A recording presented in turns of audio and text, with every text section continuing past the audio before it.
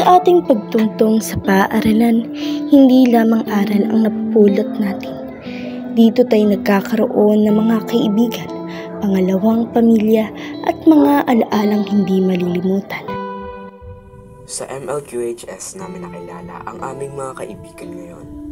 Noong unay nagkakahiyaan pa, ngunit habang lumilipas ang panahon, ay napapalapit na rin kami sa isa't isa.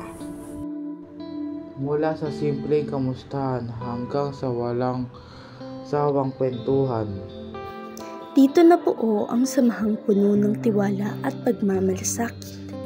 Sila ang mga taong hindi lamang kasama sa saya, kundi pati na rin sa lungkot at pagsubok ng buhay. Dito rin namin nakilala ang mga gurong hindi lamang kaalaman ang dala, kundi pati na rin ang saya. Sila ang nagsilbing gabay namin sa landas ng kaalaman at buhay. Sa kanilang walang sawang pagtuturo, natuto kaming mangarap at magsumikap. Hindi lamang sila nagtuturo ng mga leksyon sa aklat, kundi pati na rin ng mahalagang aral sa buhay namin. Kanilang mga payo at pangaral ay naging inspirasyon upang patuloy kaming magpursige sa aming mga pangarap. Siyempre, hindi mawawala ang mga alitan at away. Ngunit kahit na nagkakaroon ng hindi pagkakaunawaan, nagagawa namin itong ayusin at solusyonan. Ang mga pagsubok na ito ay nagtuturo sa amin ng pagtitimpi, pakikisama at tunay na pakikipagkapwa-tao. Sa bawat hindi pagkakasunduan ay natuto kami maging mas maunawain at mas matibay bilang magkakaibigan.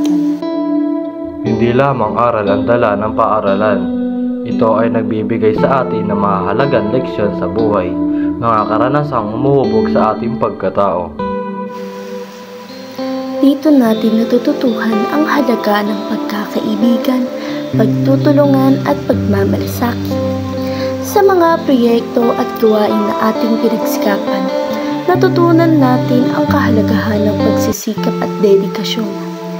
Sa mga masasiyang sandali ng tawanan, nalaman natin ang halaga ng pagpapahalaga sa maliliit na bagay. At sa mga panahon ng kabiguan, natutunan natin ang bumangon at magsimulang muli.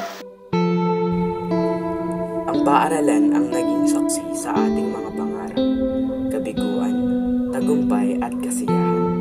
Sa bawat sulok ng paaralan, may mga kwentong dalhin natin habang buhay. Ang mga alaala dito ay mananatiling buhay sa ating puso. Ang bawat halakhak, iyak at tagumpay ay bahagi ng isang kwentong hindi kailanman. Ang MLQHS ay hindi lamang paaralan. Ito ang lugar kung saan tayo nahubog, lumago at naging mas mabuting tao.